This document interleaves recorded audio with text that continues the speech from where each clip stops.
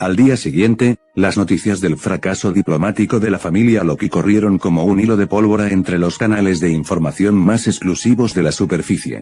En el despacho de la diosa Hephaistos, el habitual rítmico martilleo sobre el yunque de oficina cesó por completo cuando Tsubaki Colbrande entró con una sonrisa de par en par, arrojando un nuevo pergamino sobre el escritorio de roble. «Hephaistos-sama.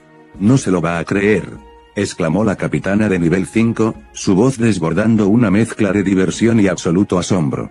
La gran comitiva de la familia Loki, con el mismísimo Findeimne y la princesa de la espada a la cabeza, regresó ayer por la tarde a la mansión del crepúsculo con las manos completamente vacías. Hephaistos dejó de lado sus pinzas de precisión, se ajustó el parche de su ojo derecho y arqueó una ceja, mostrando una expresión de genuina sorpresa. ¿Las manos vacías?, repitió la diosa de la forja, con una nota de incredulidad en su tono. Findeimne no es un hombre que regrese sin un contrato firmado cuando se propone reclutar o aliarse con alguien. ¿El chico Greenville los rechazó? No solo los rechazó, sino que los barrió políticamente sin necesidad de levantar la voz, explicó Tsubaki, soltando una carcajada.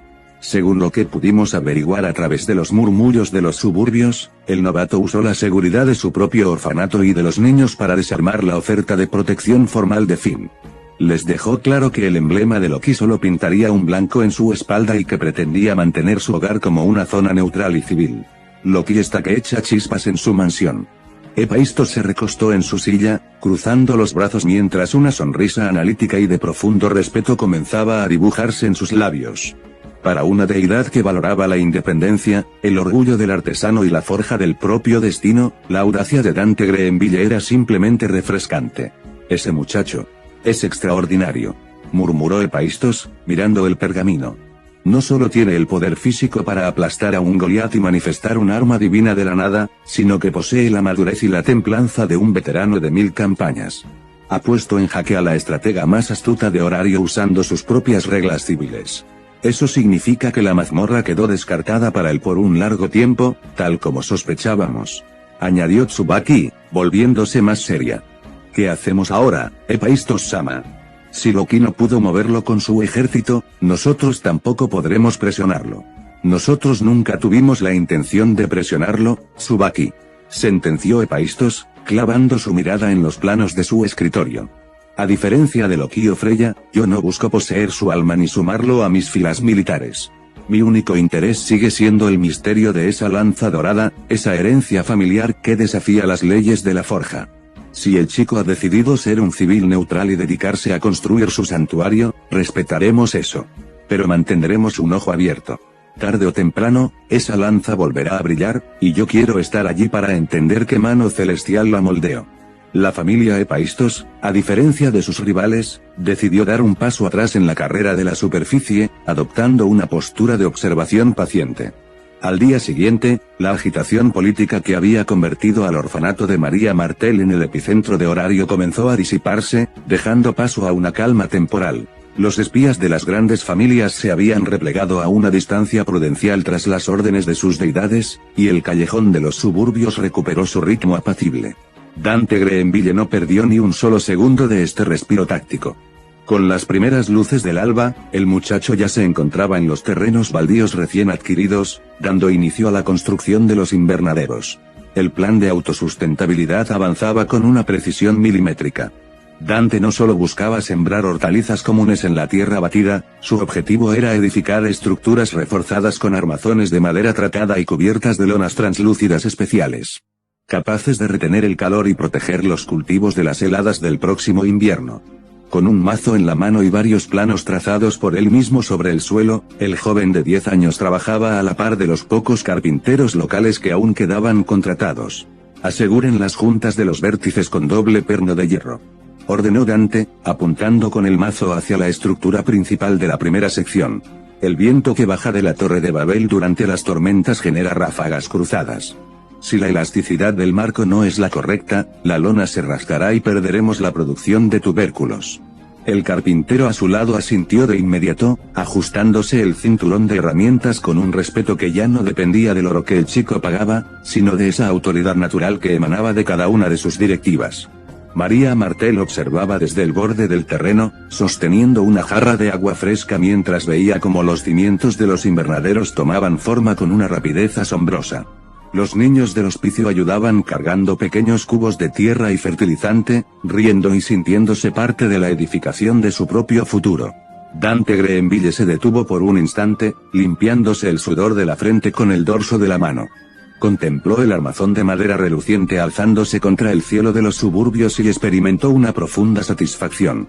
Su fortaleza civil ya no era solo un refugio contra el frío, se estaba transformando en un sistema independiente, un bastión inmune a las presiones del gremio y al control económico de las deidades de horario. Sin embargo, mientras el muchacho clavaba la mirada en el horizonte azulado, un frío repentino e inexplicable recorrió su espina dorsal, un eco sutil que sus sentidos de primarca no lograron catalogar de inmediato. Pero que hizo que sus ojos se estrecharan hacia la inmensidad del firmamento. La mañana siguiente se presentó con un cielo limpio, ideal para continuar con el tensado de las lonas de los invernaderos. El olor a tierra removida y a madera fresca llenaba el patio del orfanato cuando el ritmo de las herramientas se detuvo ante la entrada de dos visitantes muy particulares. Estia y Bel Cranel cruzaron el umbral del patio. El joven peliblanco vestía su indumentaria habitual, todavía luciendo algunas vendas en los brazos pero con una vitalidad renovada. A su lado, la pequeña diosa del hogar caminaba con una seriedad impropia de su carácter alegre, manteniendo las manos entrelazadas al frente. María Martel se sorprendió al reconocer a la deidad de la que todo el mundo hablaba en los suburbios, pero Dante dejó el martillo a un lado con parsimonia y avanzó hacia ellos. Su porte humilde y hospitalario regresó de inmediato para recibirlos. Diosa Estia, Bel Cranel. Saludó Dante con una leve inclinación de cabeza. Sean bienvenidos a nuestro hogar. Estia dio un paso al frente. Sus ojos, que habían presenciado el horror del nivel 17 y el despliegue espectral del muchacho, miraron a Dante con una mezcla de profundo respeto y genuina gratitud. Ya no había rastro del pánico de aquella grieta. Dante Greenville. Comenzó Estia, con una voz clara que resonó en el patio. He venido aquí de forma oficial para darte las gracias. Gracias por haberme acompañado a buscar a mi Bel cuando el peligro acechaba, y sobre todo, gracias por haberte quedado atrás en el nivel 17. Tu valor nos salvó la vida a mí, a las dependientes de Hermes y a la familia Takemikazuchi para que pudiéramos descender a salvo al nivel 18. La familia Estia nunca olvidará tu sacrificio. Bel dio un paso al frente también, haciendo una profunda reverencia de 90 grados. Muchas gracias, Dante-san. Si no hubiera sido por ti, mi diosa y mis amigos no estarían aquí hoy. Te debo la vida de mi familia. Dante observó a la deidad y a su dependiente en silencio. Sus aguzados sentidos de primarca y la sabiduría innata de Sanguinius analizaron la pureza de sus palabras. En un horario dominado por deidades caprichosas que veían a los humanos como simples piezas de ajedrez o juguetes para su entretenimiento, Estia era una anomalía absoluta. Su gratitud no buscaba reclutarlo, ni desentrañar el misterio de la lanza telesto para obtener poder político, era el agradecimiento puro de una madre que recuperó a su hijo y que reconocía el valor de quien la ayudó a proteger su hogar. Dante vio en Estia el reflejo de sus propios ideales. Ella valoraba y protegía a su pequeña familia con la misma ferocidad y devoción con la que él resguardaba a los huérfanos del orfanato de María Martel. Había una hermandad silenciosa en ese propósito. Una sonrisa genuina, sutil pero cálida, apareció en el rostro de Dante. Acepto su agradecimiento, diosa Estia, ¿y el tuyo, Bel? Respondió el muchacho con su voz pausada y profunda. No hay necesidad de hablar de deudas. En este mundo inferior, aquellos que están dispuestos a interponerse entre el abismo y las personas que aman merecen toda la ayuda posible. Me alegra ver que tu niño está a salvo y que tu hogar sigue intacto. Estia parpadeó, conmovida por la madurez y la comprensión del chico de 10 años, sintiendo que una extraña calidez divina la envolvía al escucharlo. La tensión del pasado se disolvió por completo en el aire del patio, sellando un lazo de respeto mutuo que ninguna intriga de Loquio Freya podría corromper. María Martel, quien había estado observando la escena desde una distancia prudencial conmovida por las palabras de la pequeña diosa y del joven peliblanco, dio un paso al frente limpiándose las manos en su delantal. La calidez del encuentro había disipado cualquier rastro de la intimidación inicial que sentía ante las deidades de horario. Disculpen la intromisión. Intervino María con una sonrisa maternal y reluciente. Ya casi es mediodía y el aroma de la cocina no miente. hemos preparado un estofado abundante para los niños y los trabajadores. Diosa Hestia, joven Bel, sería un auténtico honor para nosotros que se quedaran a almorzar con nuestra gran familia. Hestia, cuyos ojos se iluminaron instantáneamente ante la mención de comida casera, miró a Bel y luego a Dante, perdiendo de golpe toda la rigidez ceremonial. Su estómago, como respondiendo al llamado del guiso, emitió un leve y delator crujido que hizo que Bel se llevara una mano a la nuca, completamente avergonzado. Vaya. Si lo insiste de esa manera, sería una falta de respeto divina negarse. Exclamó Hestia con entusiasmo, inflando el pecho con alegría. Dante asintió levemente con una mirada aprobatoria, extendiendo la mano hacia la puerta del renovado comedor. Por favor, pasen. Invitó el muchacho con su habitual cortesía humilde. Minutos más tarde, el comedor del orfanato se llenó de un bullicio alegre, caótico y lleno de vida. Sentados a la gran mesa de madera nueva, Hestia y Bel se vieron rodeados por la docena de niños huérfanos, quienes no tardaron en acosar al sonrojado peliblanco con preguntas sobre sus aventuras en la mazmorra y sus ojos color rubí. Bel, con su habitual timidez y buen corazón, respondía a cada uno con paciencia, mientras compartía risas con los más pequeños. Hestia, por su parte, devoraba el estofado con una felicidad contagiosa, alabando la sazón de María Martel y conversando con ella sobre las dificultades y alegrías de sacar adelante un hogar. En la cabecera de la mesa, Dante observaba el cuadro completo en silencio, disfrutando de un momento de paz familiar genuina que rara vez se experimentaba en las frías e intrigantes esferas de horario. Por unas horas, el eco de la lanza Telesto, el acoso de los espías de las grandes familias y la presión del destino quedaron sepultados bajo la calidez de un hogar autosustentable. El almuerzo animado en el orfanato dejó una estela de calidez que se prolongó durante el resto de la tarde, pero esa paz se desvaneció por completo al llegar la noche profunda. El silencio se apoderó de los suburbios de horario, roto únicamente por el crujido de la madera nueva del edificio y el susurro del viento. Dante Greenville descansaba en su habitación, pero su mente no halló el reposo ordinario de un niño de 10 años. El espacio exterior se abrió ante su conciencia en una transición abrupta y violenta.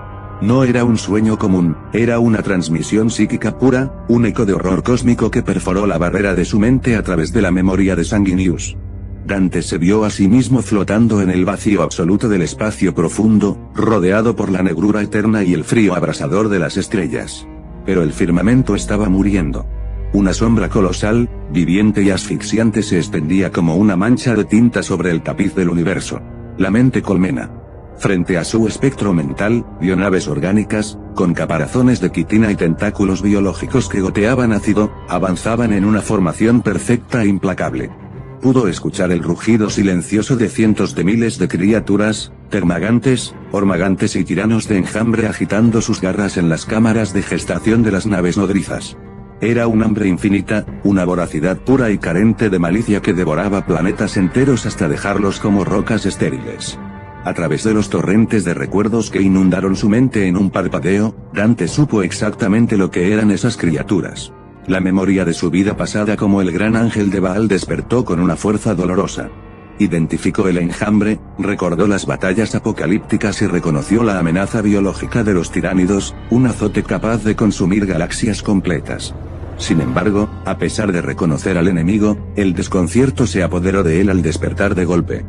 Dante Greenville se incorporó en la cama con el corazón latiéndole a un ritmo frenético y el sudor frío perlándole la frente, jadeando en la penumbra de su habitación. Él no comprendía en absoluto la razón por la cual había tenido esas visiones. ¿Cómo era posible que esos monstruos del vacío profundo estuvieran reflejados en sus proyecciones mentales aquí, en el mundo inferior? ¿Acaso el despertar de su sangre y la manifestación de la lanza Telesto habían rasgado el tejido de la realidad, sirviendo como un faro involuntario en la disformidad? No lograba entender qué conectaba a ese enjambre alienígena con su nueva vida en los suburbios de horario, ni por qué el destino volvía a cruzar su camino con la sombra de la mente colmena. Se puso en pie con parsimonia y caminó hacia la ventana, contemplando el cielo estrellado de horario que ahora le parecía una fachada extraña y vulnerable. Mientras los dioses de la Torre de Babel se disputaban el control de la superficie y vigilaban su patio con espías mediocres, Dante Greenville acababa de comprender que el verdadero abismo venía desde las estrellas.